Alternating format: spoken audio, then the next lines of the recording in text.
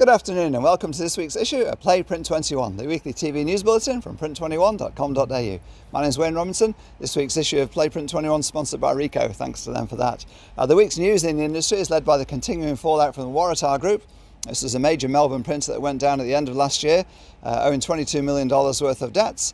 I've spoken to the liquidator this week, and the liquidator tells me that some of the debtors to Waratah are disputing the amount of invoice they've received. Chief amongst them is the Spotlight Group, which owns Spotlight stores, Anaconda stores.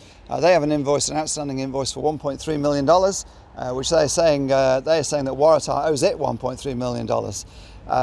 The liquidator tells me that that claim is for another unrelated company, and his legal advice is that he'll be able to get that money from Spotlight when he instructs the lawyers to do so. Also disputing invoices from Waratah is Australia Post, $138,000 worth. They say they've had no invoices, they don't know what it's for. And St Vincent's Hospital, $198,000. They've had some invoices and they say they don't know what half the work is for. However, the liquidator, Shane Dean, tells me that they're all bona fide invoices and he's confident that he'll get the money back.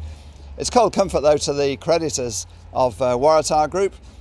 They are owed a humongous amount of money, but firstly the government has to be repaid its $4.5 million that it's paid out to staff through its Fair Entitlement Guarantee Scheme, FEGS, and then the secured creditors are owed $3.7 million. Liquidator Shane Dean tells me it's a high bar for any unsecured creditors to get under. The creditors, of course, include many of Melbourne's major trade houses, TLC, Marvel Bookbinding, Precision Form Cutting, as well as all the paper merchants and many other printers and trade houses in and around Melbourne. So I'm afraid it's not going to be good news for you guys. There is good news this week though in the printing industry. Firstly, led by IVE Group, the $700 million diversified communications business.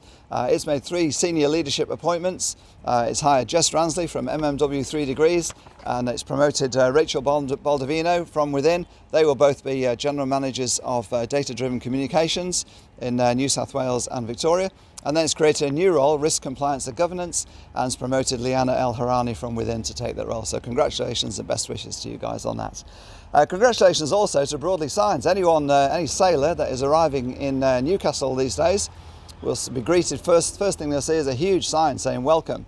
The sign was artwork was done by a local Indigenous artist, and then Broadley Signs produced a sign 12.5 metres by 8.5 metre skin, joined printed in several sections, joined together at Broadley and installed by the company as well. Broadley Signs is actually a great business, started by Greg Broadley 40 years ago. He was a sign writer. His father before him was a sign writer and quite a talented one, I understand, a painter as well. And now his sons Max and Stephen work in the business, so great to see. Also great to see this week was Clark Murphy Print giving a cheque for $6,634 to the Gotcha for Life mental health charity.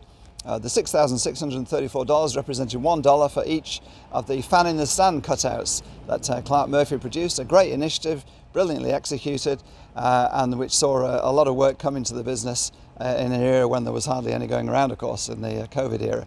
So congratulations to you all there. Congratulations also to Kurz, 50 years in Australia this month. The foiling, embellishing supplies business started here by Jeff Johnson, who I met the other day, great guy, and now with Stephen Pratt running it.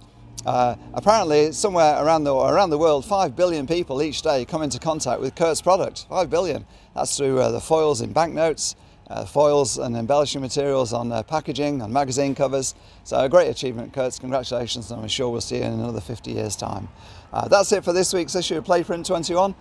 Thanks to Rico for sponsoring it. This is me, Wayne Robinson, signing off. Go to print21.com.au for all these stories and more that you won't find anywhere else.